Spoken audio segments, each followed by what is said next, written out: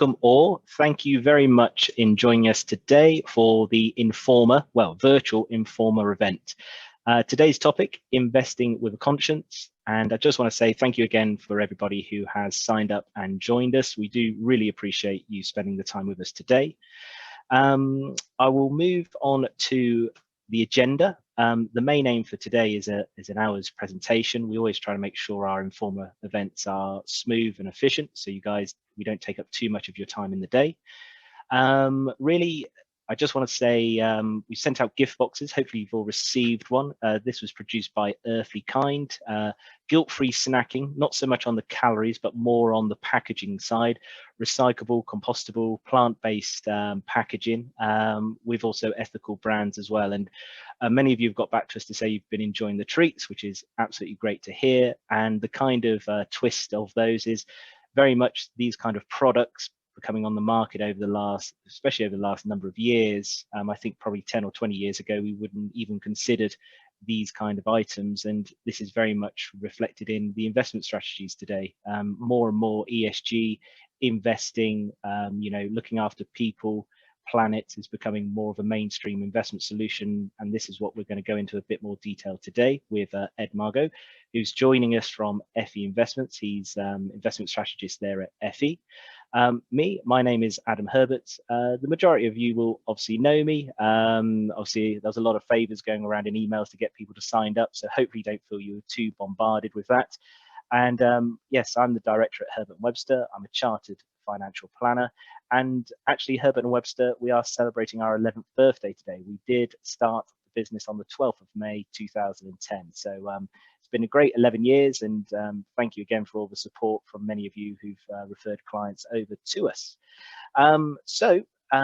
Pretty much my part of the slide is the client journey. I'm going to spend about 20 minutes of just going through what our client's journey is and how we get to basically investing clients' money, and obviously more importantly for this topic, how they end up being invested into ESG investments. And then Ed's going to take over another 20-25 minutes of his presentation, and he's going to dive into this quite a big space. It's a huge topic, ESG investing. And we do have a number of ESG investments on our kind of panel, but FE is definitely one of those companies which is pioneering, leading the industry, and very much pushing towards greater transparency and also giving our clients, the tangible effects of their investments and how they're having an impact. And then hopefully we'll have some time, but again, mindful of time to make sure we're done in an hour. We'll go through some questions from the panelists. So please use the menu you have. I think we've all become kind of Zoom team experts. Hopefully you can find the questions and just put them through as we go along, and we'll look to answer them. Any questions which we don't answer, we will get back to you via email. Any opportunity to obviously give you guys a call or an email, we will do. And we'll also be recording this presentation as well, and we'll be putting it online under the professionals connections page on our website, where that page is very much dedicated to solicitors, accountants to log on there, mortgage advisors to see what we're doing in this space and to help your clients as well. So I believe that is everything. Just having a quick look at my notes and we'll move on. So how do we incorporate ESG considerations as part of our client's journey?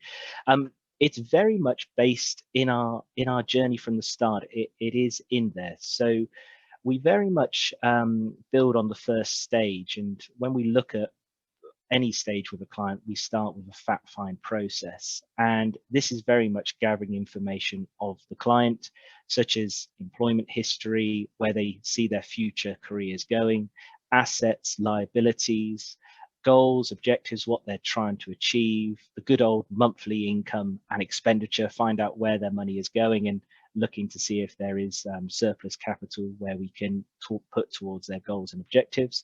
And obviously we broaden this fact find to understand more about them, their dependents, and again, asking about, do you have a will? Is it up to date? Very much we find a lot of clients don't, and that's where we end up referring clients out for this kind of work.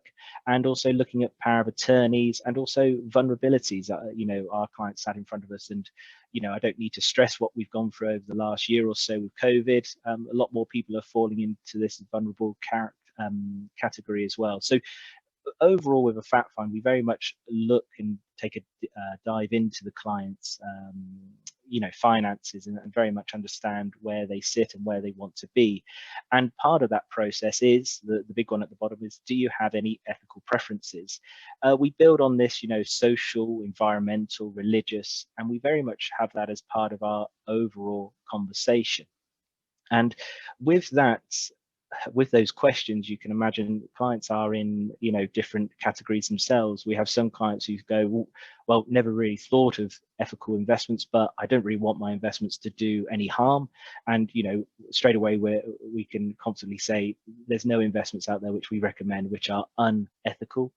To clients who are very passionate about the subject, and as we know with what's been going on with Blue Planet, certain Netflix documentaries which are coming out, it's becoming more and more mainstream about our impact on the world and the impact companies are having. So many clients have different views, and we very much are there to listen, to understand, and we very much build that in part of our process to when we're looking at giving them the financial advice. Now, from this fact find stage, we move clients always onto this cash flow planning. So many of you have probably seen cash flow planning in the past, and this very much takes quite a dry document, the fact find, and finding out all the kind of ins and outs of the clients, and really takes it into a very tangible, very interactive, and very visual process of our financial advice. So for the people who haven't seen cash flow planning, I'm just going to use my mouse. Hopefully you can see it. This is very much a generic kind of forecast for a client. So we're very much sat here in this year one when we're talking to a client. The left bar is really looking at the capital they need, and along the bottom is their ages throughout their life. So this couple are 53, 51. And very much like most people, they've got income coming in, which is this darker blue. They've got some rental income coming in as well. And this black line is their expenditure. And very much they're living within their means. Income is more than expenditure. So great to see. And then we start to build along what's going to happen in the future. And these start to go into projections. So very much one part of the couple is retiring first, the other couple is continuing to work for another 3 years, but obviously they still have this income need which is being run along with this black line here. So as income drops, we therefore need to start drawing on other assets, and here is them drawing on their savings and investments. And then both of the couples are now retired, which is lovely, and state pension, this dark blue, kicks in a bit later in life, and now they're drawing on a greater amount of their pensions, which is in the pink, their savings and investments, which are in the blue. That continues pretty much throughout their whole life until we get to this age of 85, 83. And again, this is very much projections, but we're looking at possible care cost coming in as well. So we can suddenly see this kind of U shape in retirement spending, suddenly increasing later on in retirement. Here, we've got the rental income coming in, but we can kind of foresee that they're going to run out of kind of liquid assets which they can spend. So we liquidate the property in the last year to cover that last year of expenditure. Now the clients in age 91, 89, they have run out of liquid assets. This has now gone red, but they've still got other assets in the background, their home and things along those lines. So for us, this is a very interactive process. We can change and do what we call many what ifs. The main thing what we're doing for clients here is we're asking a lot of questions they do have. When can I retire? How much do I need to save? And for us, coming back on the investment strategy in ESG, what we're able to do in the background is look at some very important parts, such as what investment returns do they need and what is their capacity for loss, because this very much comes into the next part, which is the risk profile. So when I move on to the next stage, this is us getting one step closer to getting to that ESG investment. We look at 3 areas to really decide on the client's risk profile, and it's very nice in this triangle here. We look at capacity for loss, need to take risk, and attitude to risk. So capacity for loss is very much helped by the cash flow planning. So with understanding their fact find information, what they're trying to achieve, and really what their plans are for the future, we can look into their financial plans and see actually how much could they afford to lose in their capital for it to not affect their financial plans and future goals. we can also see what amount of risk do they need to take, actually how much investment returns do they need. Now, if you're very fortunate, you might have a investment return need which is very low, maybe only 1 or 2% a year. So therefore, you don't need to take a huge amount of risk to achieve those returns.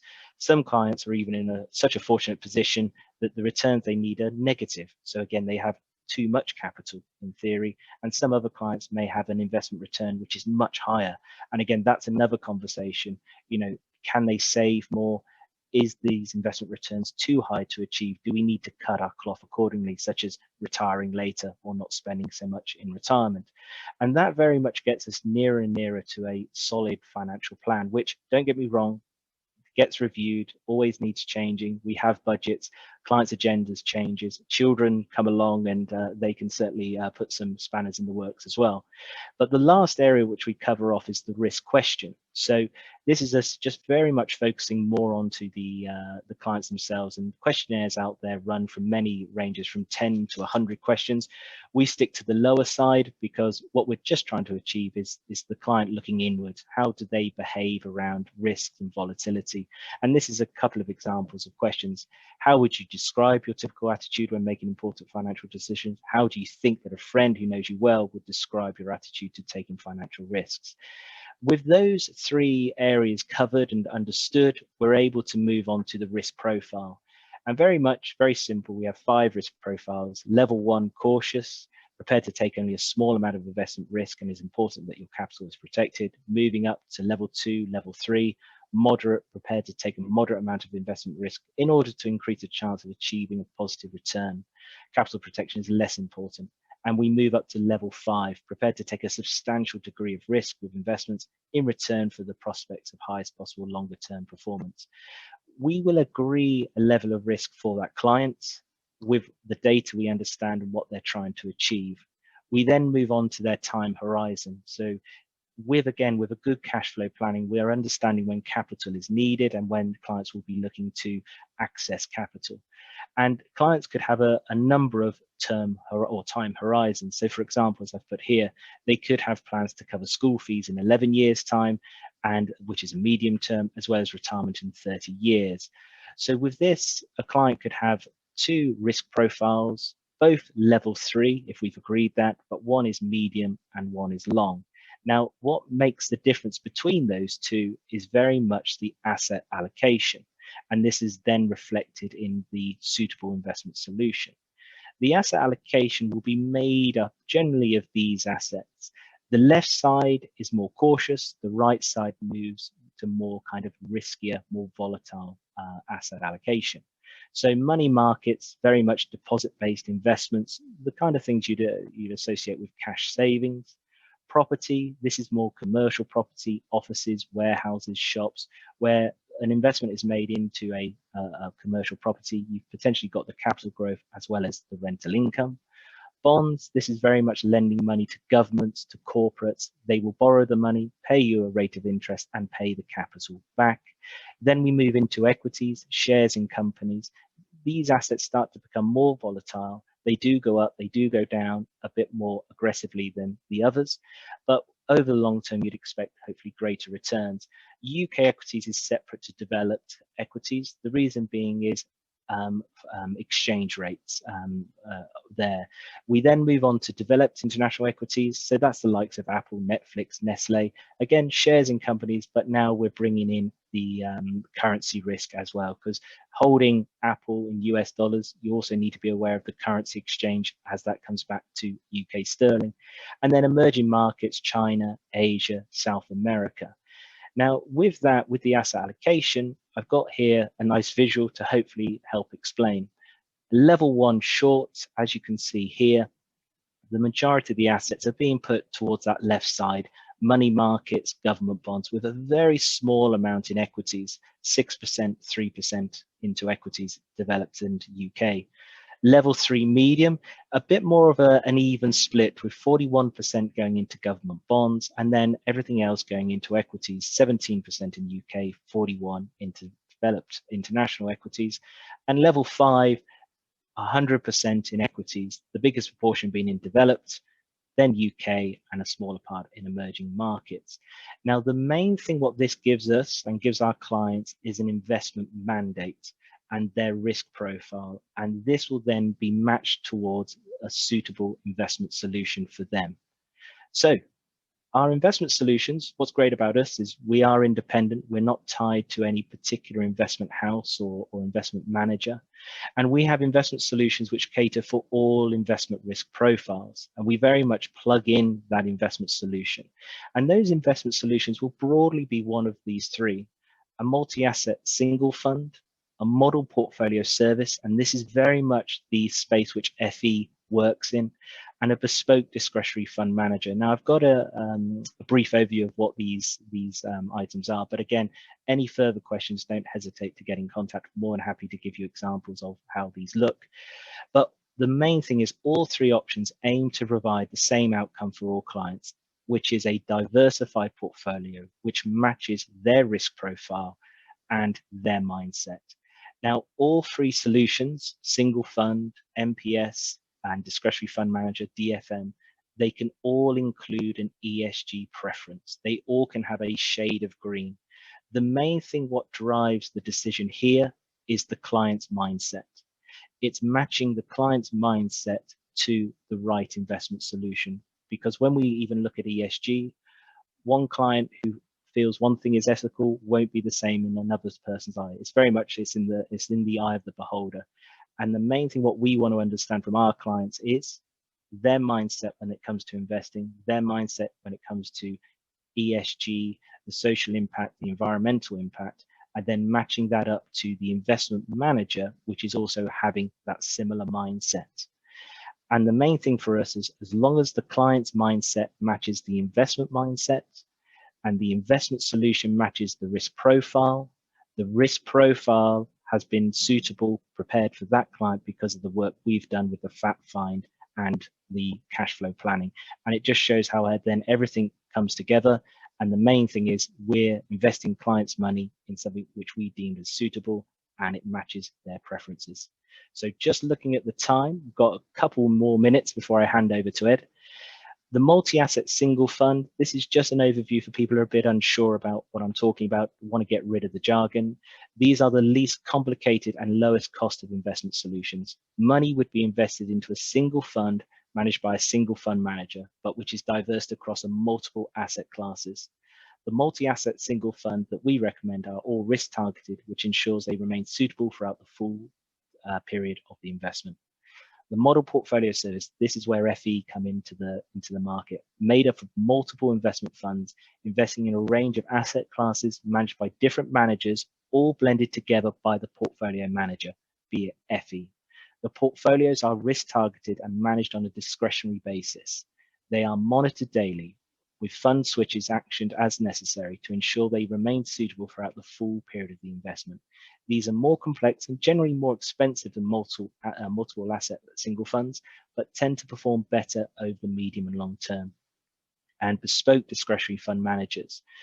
These are usually recommended where there is a larger holding of individual shares held, or where there is a large quantity of unwrapped investments. A DFM is able to work and manage a portfolio on a very individual basis to meet the specific needs of their clients.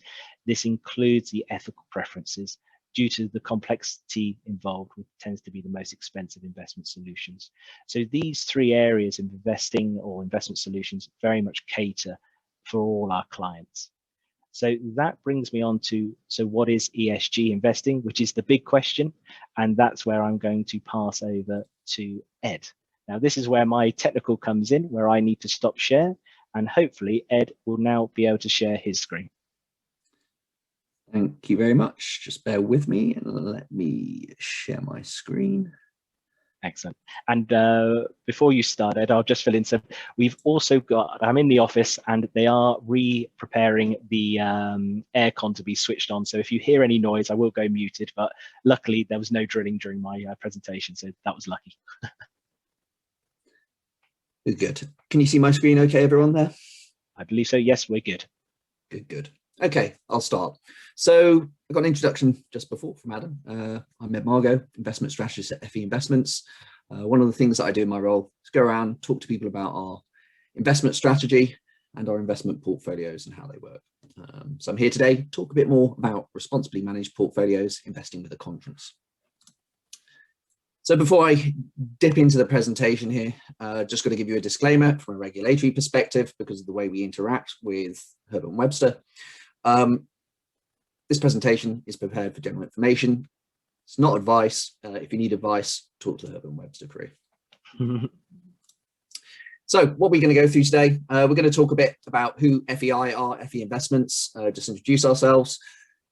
Some of you won't be familiar with us, so it's probably a good place to start. We'll talk about responsible investment in ESG. What are they? A lot of phrases and terms being bandied around. It's a bit confusing for some people.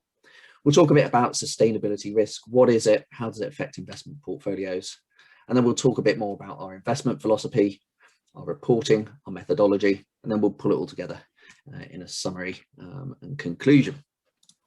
So FE Investments, who are we? We are part of a technology and software group called FE Fund Info.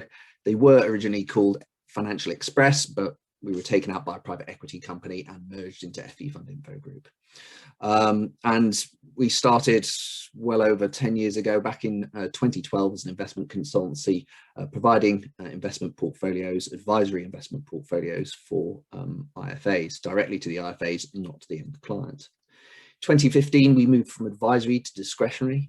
So that means we make all the decisions. In advisory, portfolio switches and changes have to be agreed between the IFA and the clients. So in 2015, regulatory landscape changed. We started doing the decision making all by ourselves. We've grown from strength to strength now. We've won a number of awards along the way. We've got over 400 IFA firms that we work with and about 4 billion of assets under management. We put on about 1 billion in the last 12 months. So we are growing very quickly indeed. And that's because we've got a number of different investment portfolios that meet the needs of requirements of IFAs, retail clients. So how do we manage money? Well, our philosophy, summed up in 2 words, we are a risk manager. When a client entrusts their money to us to manage, we go out and we try and get a return, but people often forget that we're actually taking risk to generate that investment return. So we're slightly different from other investment firms out there. We don't want to be the average investment firm. A lot of them try to predict the future of markets, where they're going. We don't do that. We don't make conviction market calls at all. Instead, we focus on the risk in the portfolios, trying to avoid unwarranted risk that doesn't really need to be in there. There's certain risks that can be identified. So Woodford, we've all heard about how his fund blew up, went under. We avoided his fund because we identified the risks with it quite early on after he launched. And property funds, another example, direct property funds, a lot of them have been gated over the years because of various different market events, everything from the referendum results to Brexit. We're trying to look for those sorts of risks and avoid them because fundamentally we think that if we can take the right amount of risk for a client's financial plan, keep it on track, make sure the portfolio is really well diversified, ultimately the clients will achieve the investment returns they want and the IFA can deliver the financial plan effectively to the retail end investor. Got a range of reporting. We're very keen on getting the message across. We don't want the client to have any undue surprises. Markets, they go through these gyrations. If we can manage expectations, keep clients on board and keep them happy, then they're not going to do anything silly like sell out during the worst times in markets. The best times follow the worst times. So remaining invested throughout the cycle is really quite crucial. So that's how we invest money. That's how we work with IFAs in a nutshell. What is responsible investing, ESG, ethical, and all this stuff that we hear at the moment? There are lots of phrases. We've decided on responsible investing. It's an overarching term to cover the whole spectrum of this ESG, ethical investing. Thing is, when you talk to clients and you say, do you want to invest using ESG or what is ethical and all this kind of stuff, most of them don't really know what it is. It's a categorization system that's imposed on us by the fund industry. They're going out, they're trying to sell us a product and give it some catchy phrases to try and sell. At the end of the day, What are retail clients interested in? They're interested in the issues that matter to them, the things that they have strong feelings about, whether they've seen The Blue Planet, whether they've seen Seaspiracy on Netflix. They care about things like climate change, carbon footprints, plastic in the oceans, human rights, diversity in the workforce. All this sort of stuff is what that they are interested in.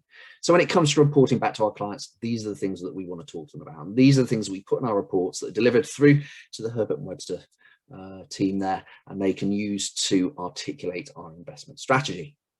So responsible investing is our broad phrase.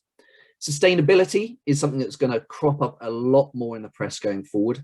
It relates to the environmental or green elements of an investment portfolio, and that's being driven by the regulation. And if you look at MiFID II, which is the regulation in Europe that isn't applicable to us, if you read through it, they talk about sustainability and a company's impact on the environment. But there's another element to sustainability that we think our competition have crucially missed: sustainability risk, the ability for a company like BP to sustain itself and remain a going concern and remain relevant in a time when regulation and investor appetites are changing. 10 years time, electric cars, they're the only cars that are going to be sold in the UK. Will BP be in existence? Have they changed their business? Have the pension funds, the big large pension funds out there, have they considered the fact that BP might not be there providing those high dividends for their clients?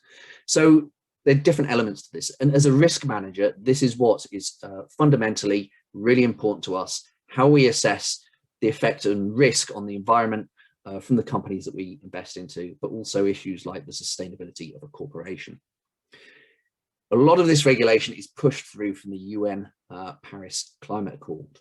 And you got things now like the UN Sustainable Development Goals, you've got regulation and laws changing, government policy changing. Boris Johnson, electric cars sold in the UK 2030 onwards. I think boiler systems in the UK in 15 years time are going to either be electric or hydrogen. So a lot of the rules and regulations are changing across the board, and it's all getting pushed through. So regulation in Europe's changed, and it was broadly written or mostly written by the UK authorities. UK hasn't been caught up in that because we left the EU before that regulation came into force and became binding. However, the UK this year is due to announce changes in the regulation for financial advisors and investment professionals like ourselves. And we've taken the lead in terms of how we design our investment solutions, our investment portfolios from this legislation. We think it'll set a bar only for the UK legislation to come out and maybe push it a bit further. We don't know what it is, but we can estimate the direction of travel and where we are. But the rules essentially say that sustainability risks need to be taken into account in the selection process of the financial product presented to investors before providing advice. So before the Herbert and Webster team provide any financial advice to clients, they need to work out the green credentials. Reason for this is because it needs to be baked into the process of giving financial advice, which I'll get onto in more detail in a second. If the sustainability risks are not relevant, these need to be explained in the documentation provided to the retail client. And the reason for that is because you might have BP become what we call a stranded asset. No one wants to invest into it because the regulations have changed and the price of their investments drop as demand drops because of the regulation. Do you want an investment in your client's portfolio that effectively diminishes to a very small value or down to zero because of the regulation? Probably not. And as a risk manager, we're really concerned with this, and we don't want to be there, which is why we've changed all our processes, made sure we've got responsible investment solutions that aren't just applicable to one portfolio, but all the portfolios that we provide. But I'll talk more on that in more depth in a second. But what we're seeing at the moment are a number of different trends colliding. We're starting to see the regulation change, we're seeing client attitudes change, and then investment performance potential will also change on the back of that. So investment companies that are investing for good or doing less harm in the environment will probably have a bit of a premium associated with them, while the BPs and the weapons manufacturers of this world, their value will start to diminish. And it does raise a big question about how these organizations manage themselves and generally make themselves better to remain relevant in a very, very different world. Our responsible investment portfolios are designed to kind of bring all these together and solve a problem which will be hitting investors' portfolios, hitting IFAs, and people generally. So how does it work? How do we work with the IFA? I think this is probably a decent diagram explaining roughly what the IFA does and what FE Investments does. Team at Herbert Webster, they're involved in product selection before they provide advice. They need to categorize clients into different categories, and I'll touch on this on the next slide. But you're going to find some clients are more green than others, or they've got stronger beliefs than others, and they need a selection of solutions that are appropriate to their needs. So we talk about suitability. The solutions, the investment portfolios that we provide need to meet their needs and requirements. And all investors are different, and we need an element of flexibility baked in there to make sure retail clients are getting the appropriate sort of advice and portfolios for their financial plan. Fact finding, that's done by the team at Herbert Webster. Usually involves trying to work out what the client's values are in relation to responsible investment. This requires a fair amount of expertise and knowledge, and the way we've spoken with IFAs, we've said, look, work out which kind of category they're in, how green they are, for example, on that scale of greenness, and then deliver a solution that's appropriate to their needs. Stage 3, providing advice, writing things into the advice letter, explaining what's appropriate for them, explaining why one responsible investment solution is better than another. And the Herbert Webster team add a lot of value there, because that's where the discussions have a lot of value. For us, we want to deliver the detail, we want to deliver the portfolios, we want to tell the story about how we're making the world a better place, how we're doing more good and doing less harm. And our reporting, one of our strengths, it gets the message across really well, tells a good story. So let's talk about those different types of clients. You're going to have roughly 4 different types of clients. There's a broad range of different needs and requirements for everyone here. What we find is that 3 categorizations of the clients are fairly general, and then one type of client is very specific in a particular area. So the first type, responsible investing is a low priority. Do you want to invest responsibly? Don't care, no, would be the answer typically in that example. Sustainability risk is still a critical factor there, because if you're investing in BP because you just don't care about the environment, but BP is not going to be around in 10 or 15 years time, then really sustainability risk is arguably highly relevant to them, because if that goes to 0, it's going to affect their investment performance. So it's still relevant for those individuals, although they may not think so. The other type of client that you've got, you ask them, do you want to invest for good? They're like, yeah, given the chance I would do. Is there anything you're interested in? No, not specifically, but if I get to invest for good, why not? Tell me the story. The third type, the third one along, responsible investing is a top priority. They may like things like reducing pollution in the oceans. They may have some bee in their bonnet about racial diversity or diversity of the sexes in the workplace. And they may want to know about those, but they're not hell-bent on imposing them. They're interested in the specific issues that they've read about. And we can generally deal with most of those clients. Our reporting and the portfolios are managed in a way that will meet their needs and requirements. And this goes back to the prior slide, client categorization. So we're probably going to hit about 98 to 99% of the target marketplace out there when it comes to retail investors. What you will find is that there are those hardcore investors who want their values imposed upon the portfolio, regardless of any financial considerations. Because what you might find is that by having values imposed explicitly on a portfolio, investment returns may actually reduce over time, especially if it's very restrictive. And this requires bespoke portfolio management that comes at a cost. And this is why, going back to that prior slide, as an IFA, you need to categorize your clients and make sure you've got the right people you're working with, the right strategic partners in your business to deliver solutions, appropriate solutions, and give high quality advice. Let's just round back to the sustainability. There is no irresponsibly managed portfolio, as I've kind of been hinting as we go through this. We've got a number of different portfolio solutions that we provide to clients for different client types, different target market segments. So we've got our responsibly managed portfolios. Risk management is a core thing across all our portfolios regardless, but ESG is a priority. They're a bit more expensive because of the amount of work that's done to invest responsibly. And the narrative, the reporting is one of the really strong points here, telling the story about responsible investment. ESG is also applicable to our Mosaic range, which is designed for high net worth clients who have multi-million-pound investment portfolios. We have slightly more sophisticated reporting, but ESG is embedded in there. And then we've got our hybrid portfolios. They're aimed at mass affluent clients in the tens to hundreds of thousands. Risk, key components. They're a bit cheaper because of the way we build the portfolios. They're focused on simplicity, but ESG is in the mix as well. So we're bringing it through all our portfolios. A lot of people are going to the market with responsible portfolio ranges and non-responsible portfolio ranges. But in reality, the way we're looking at the risks, the way the legislation is pointing us in a certain direction, you can't hide from this. It needs to be baked in everywhere. And we've signed up to the UN Principles for Responsible Investment. So we've got someone external auditing us on an annual basis, someone independent, the UN, to make sure that our processes all take this into consideration. And we will be reporting back on all these different portfolios. So let's talk about the investment process and what we're doing. What's our philosophy in this regard? Well, we've got a pragmatic approach. It's designed to meet a broad range of investor values, as I indicated a bit further on. But let's just think about this for a second. Why do we need pragmatism? Well, we all know the world's an imperfect place. Companies are going to mess up.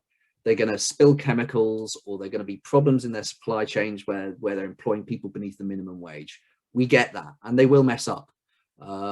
So we need to be pragmatic about it. We're not going to let perfect get in the way of good. There's no perfect, green, super amazing portfolio. We just need to look about how these things are being applied to the portfolio, how much pollution we're reducing, and a number of different offsets across a number of different categories.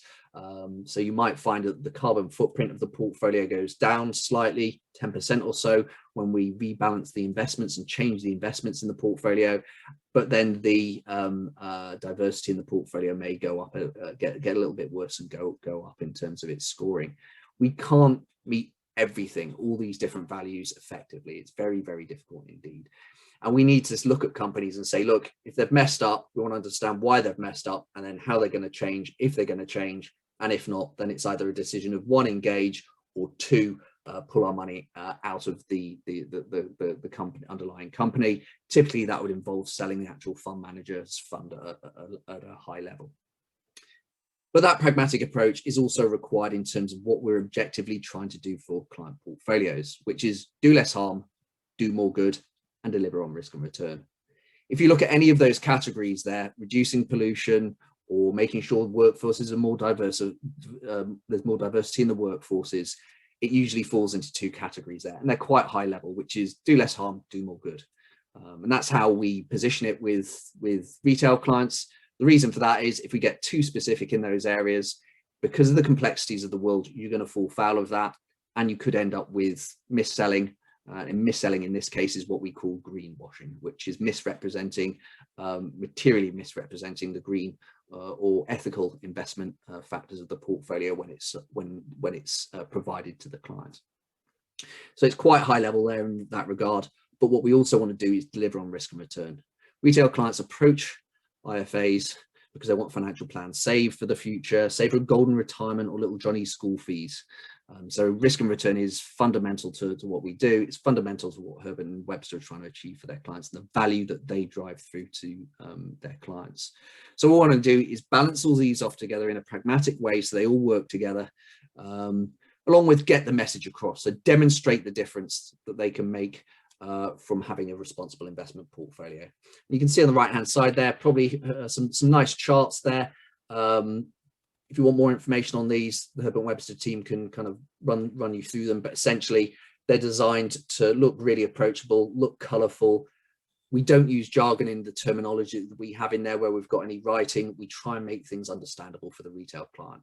That way, everyone understands what's going on, regardless of their level of understanding, their sophistication. And getting the message across and empathizing with clients is crucial in whatever you do, whether you're a solicitor, an accountant, or an IFA. You need to be able to communicate effectively with your clients. So the three aims for our proposition, essentially leverage our risk management and diversification process to the best of its ability, but build the narrative that you don't need to sacrifice your turns to do more good and do less harm. I'm going to demonstrate what's going on in the portfolios, regardless of whether it's responsibly managed, hybrid or mosaic, and compare it to some sort of benchmark to provide some context to show how the portfolios are making the world a better place. We want to establish the fact that you need to be pragmatic about some of the offsets in the portfolio, a bit flexible to make sure that you deliver on your risk and returns and your financial plan. But we want to make the emotional connection between investors and their portfolio. And we do that by telling the story in those reports. Humans are hardwired to love stories. Everyone loves going to the cinema or reading books. And that's just hardwired into our nature through evolution. Back on the plains of the Serengeti, you'd only survive, your lineage of your children and your grandchildren only survive if you could pass information on effectively and learn lessons to adapt to your environment. And the way that the elders of the tribe would do that is pass on stories. And you see it all the way through time with everything from the Bible to the Quran to all the different ways that we've passed information on over the years. Story-led reporting, drawing those pictures up there, having the narrative to tell clients about what's going on. It's really important for communication and generating empathy with your clients. When you look at our portfolios, they are built out with three main buckets. So we've got negative filtering funds or negative screening funds, which filter out bad companies, so do less harm. You've got positive or impact funds, which aim to do more good. And then you've got gilts in the portfolio. Gilts are a massive diversifier for our investment portfolios. And when you go through coronavirus crises, they really hold up their value so really, really well. And it's one of the reasons that our portfolios performed extremely well during the coronavirus crisis. So this is what we mean by pragmatism. It's combining all these together in the right proportions to hit those three objectives that I mentioned a bit earlier on. When we balance the portfolio, so every half a year, we pull some funds out, we increase investments in different funds. What we're looking to do is try and maximize the diversification of the portfolio. And we measure that. We've got complex software for doing it. It's important to do that to make sure the risk is managed effectively. But what we do with the responsibly managed portfolios is we look at all the stats. So we can look at things like carbon intensity. We can look at the things like pollution prevention, how many weapons producing companies there are in the portfolio, if at all. We can look at all these stats along with the risk-based information, and we can come to some sort of pragmatic conclusion about how we're offsetting risks against the ESG or responsible investment data. So it's embedded into our process, and this is the sort of stuff that we report back to the UN Principles for Responsible Investment. When we put investment funds in the client's investment portfolio, we need to do some work on the ESG credentials of the fund and look at what's going on. We pull data through from a data provider. So we use a firm called MSCI, who are a very large, well-known data company. They provide us the information on ESG. What we can do is look at a fund manager's portfolio, look at the underlying investments and say, how good are they? And if there's anything in there that looks a bit off, we might see Volkswagen in there. And we may say, look, why are you holding Volkswagen in there? And we hold the fund manager to account. Accountability is really, really, really crucial. And holding the fund manager to their investment process is absolutely crucial. We do find fund managers out there who do miss the mark. We also find funds in the or underlying companies in a fund manager's portfolio that aren't doing good. So Compass Group had a subsidiary who messed up with the whole free school meals fiasco earlier in the year. We went out to the fund managers and we said, okay, this is reported on social media. What are you doing about it? And we got the underlying company to change their policy and change the free school meals to improve the quality of them. So it's that sort of engagement which really drives value and helps make the world a much better place. So in summary, ESG is changing investment in the world in many ways. The transparency that we provide in our reports helps IFAs deliver suitable solutions and drive values to the end retail investor. Sustainability risk is fundamental to everything we do. And as a risk manager, it's crucial in the application of what we do, whether it's buying a fund for a portfolio or putting a portfolio together and combining a portfolio in all its constituent parts. The solutions that we provide to clients will meet a broad range of investor values, not all of them. And I don't think it'd be ethical to say that, you know, you should shoehorn a client who wants a bespoke solution into what we're doing. We think that you should have a person out there who does that sort of stuff specifically for your clients and puts them in the right sort of portfolio that is ethical and high quality advice. And I firmly believe Herbert Webster will do that for your clients. So we're focused on demonstrating the material impact of responsible investment, and we've got one set of reports. I can actually bring them up on the screen afterwards if someone's keen. If someone wants to put a request through, I can just run you through them. But we've got a whole set of reporting which is going to be rolled out later in the year, which actually goes even deeper into the detail.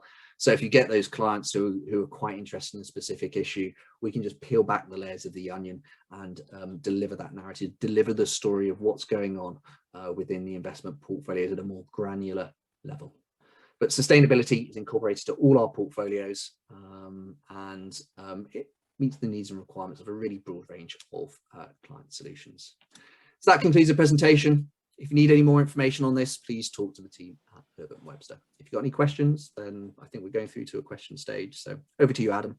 Yes, we are. Well, I'd say hold on to your screen share, because I think you might want to show those reports. We've had a number of questions come through, which is quite good. To give you a bit of breathing space, there's one question which I can answer, and then I think a lot of them are coming over to you next. So one person has asked, with the risk profiles, level 5 long, which is obviously the risk profile I showed, could the client lose all their money? The quickest answer is no. We always look at putting clients in a very well diversified portfolio. Even though they're in 100% equities, they're still across many individual companies worldwide. Now, there is a bit of me going, in theory, all those companies, because they are companies, could go bust. But if I'm honest, if they did all go bust, that's the likes of no more Netflix, no more Apple, no more banks, no more services. So pretty much we've got into an Armageddon world, and pretty much you probably wouldn't even be able to phone me to complain. So that's why I'd say very unlikely that it would go down. Where a level 5 investor could go to zero, for instance, if they were 100% equities, but they were only invested into one company, and therefore you're taking all the risk in that one company itself. So coming over to you, Ed. Oh, brilliant. I'm glad you've got the report. I completely agree with you with the emotional connections. It's very much what I see with clients. It's very much matching the emotional connections they have with the investment manager. A couple of questions come through is such as, do you have oil? Where was the question coming through? Now I'm going to do the stare into the computer. Yeah, are there sectors that are doomed, which you've completely cut out, like tobacco, like oil? And I think this will start to show in your reporting that you do have certain exposure, but you can show the impact of the environmental overview. So if you want to go through that part, I think that would be great to show them. Okay, so just a bit of narrative on this. Actually, I'll just go back to the start and just run through this whole report. Prior to providing advice, Herbert Webster team will produce a portfolio report. This gives the retail client a bit of a rundown, a bit of an idea of what's going on with the investment portfolio that's being suggested.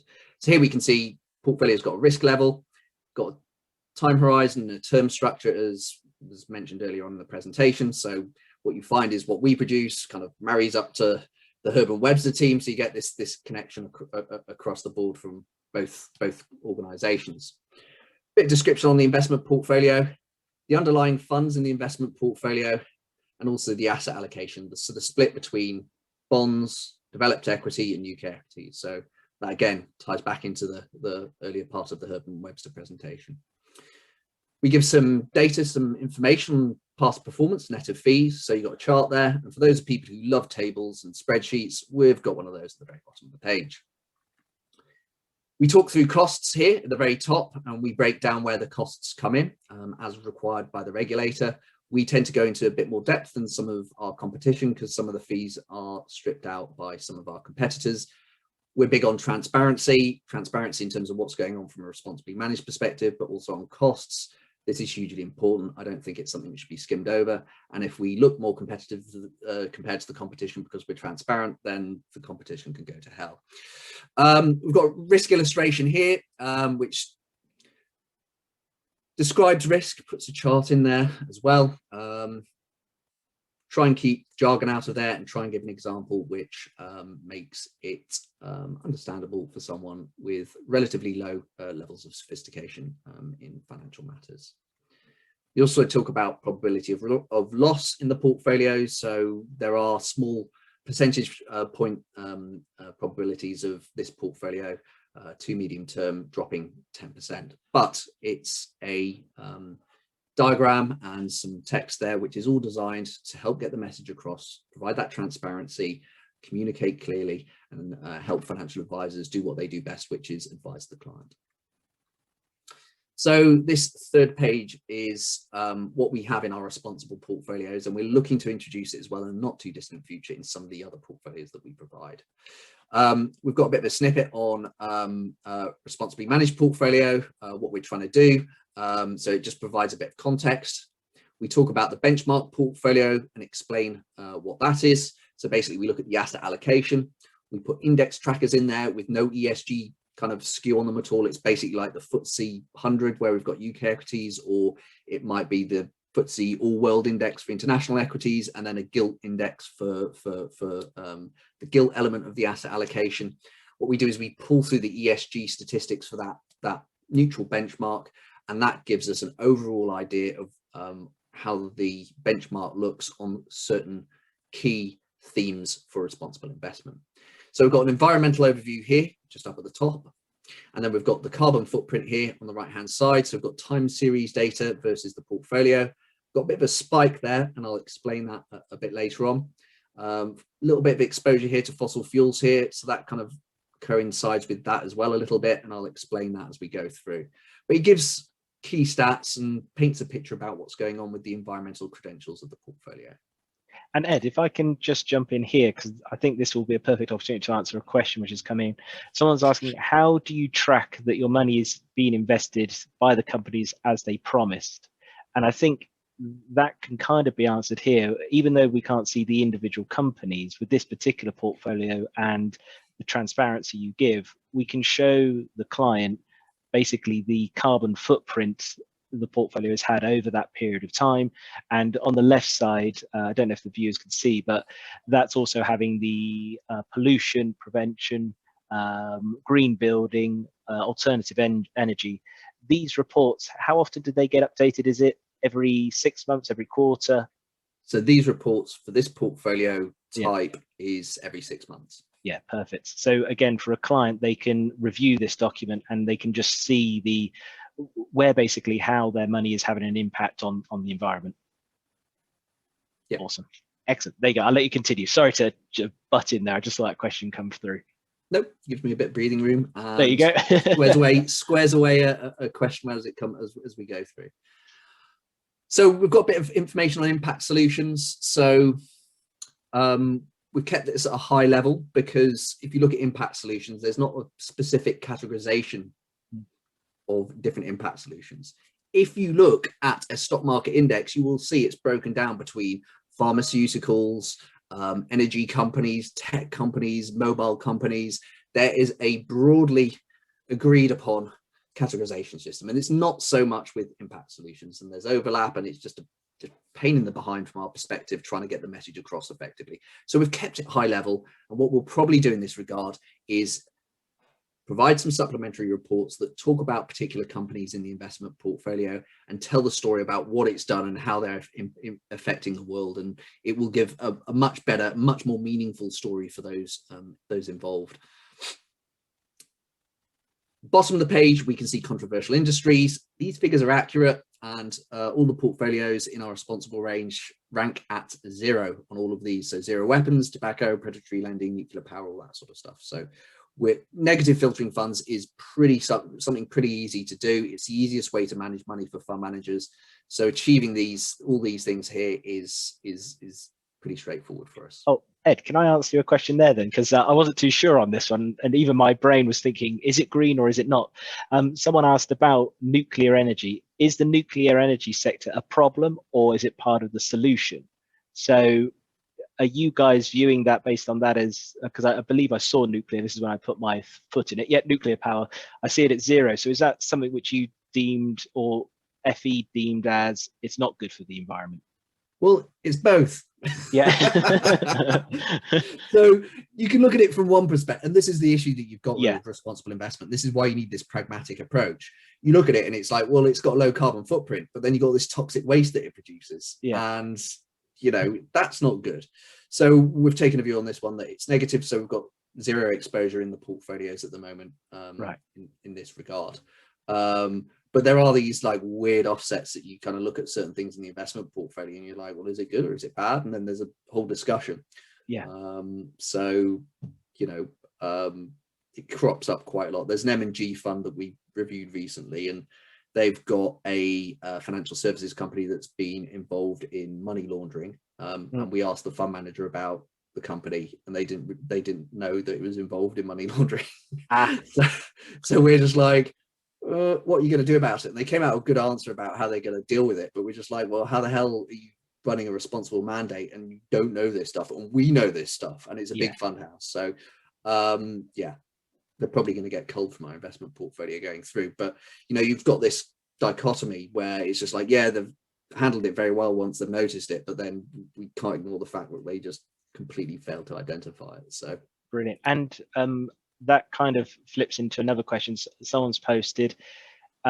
If you've got an investment and you don't, basically, how quickly do you get rid of a company who isn't ethical anymore? They were ethical once, but they're not ethical now. And it's a bit of a loaded question, but I know you had, like, as you mentioned, the Compass Group, Boohoo as well, and obviously this, the money laundering. What do you guys do? Is there documentation, and how are we able to demonstrate that you guys aren't just greenwashing and saying, "Oh, we're green"? Where do we see the activity? So we do monthly risk reports that we push through, and they go through to the financial advisors, so they don't go directly through to the clients at all. But essentially, if we identify any issues that crop up in our review processes, then we will make a decision whether or not to remove them from the portfolio. And those governance reports explain what's happened and essentially what we're going to do about it, and why we've come, or why or how we've come to that decision. So this stuff is monitored on an ongoing basis. So part of the data that we get from MSCI, they send us through on a weekly basis information about companies where they're doing things that aren't good. If anything kind of drops, we can monitor that up. We can look through all the portfolios and look at all the underlying holdings and kind of go back to the fund manager and ask them and say, look, this has come up, what's going on? So that's essentially how we get from that side. There's also the ongoing process of monitoring the fund. So the fund managers, we meet usually twice a year on a biannual basis. Yeah. And we will get the whole portfolio. We'll look at the portfolio, we'll look at the ESG stats, and then we'll ask the fund manager about that. When stuff crops up in that regard, we have a fund review meeting. So the investment committee, we've got a committee of the senior members of the team here and a few external parties. One person's the chairman of the board. Another one used to be a former employee of the company, one of the founding members of the company. He's since sold his stake and retired, but he's an external counterparty, so he's not used within the firm on an ongoing basis. He's not employed by the firm, but he comes along to the committee meetings, and he is a really gruff, disagreeable person, and he asks loads of awkward questions. And it's fantastic because you want that person who's really disagreeable and a pain in the behind, because they're going to push you and make you justify why a particular investment's in there. So there is this discussion, and there is this whole dichotomy that we've got about, you know, okay, they've messed up. Why have they messed up? Is this a problem going forward? How are they going to deal with it? Is their process flawed? It just requires a lot of subjectivity. And this is the thing in our investment process. We can get all the stats coming in, but we've also got the qualitative element and the kind of whole analysis and discussion about these sort of things. So we can make a decision to sell a fund manager really quickly if we think it's fundamentally high risk to the portfolio. So we can sell out in about 24 hours, make a decision to sell in 24 hours, and then just start banging it through on our portfolios really quickly.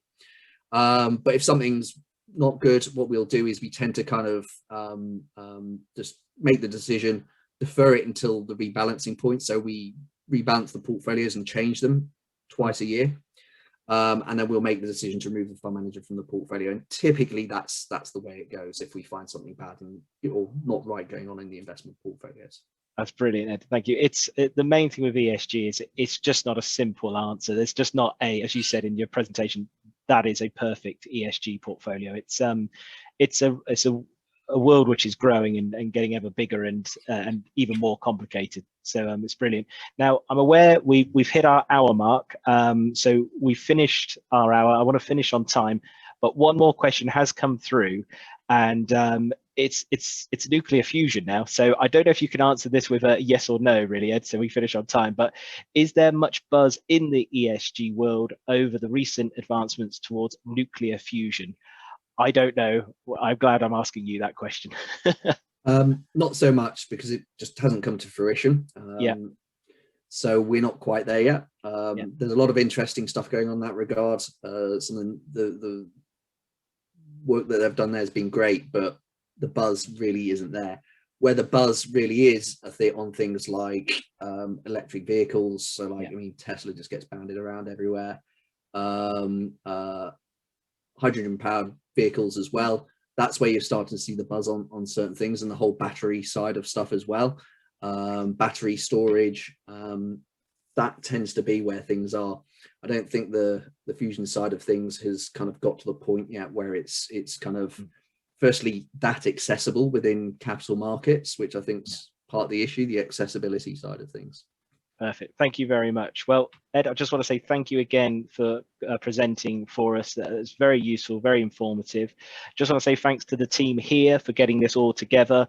If it was down to me, you would have had a single slide and me basically bumbling my way through it. So thank you, everybody. Thanks to also the advisors emailing out the contacts as well to get us an audience as well. So I wasn't just sat here on my own talking. So just want to say thank you, everyone. Thank you for your time. And we will be sending out an email on a feedback form as well. The recording will go on to our professional connections page.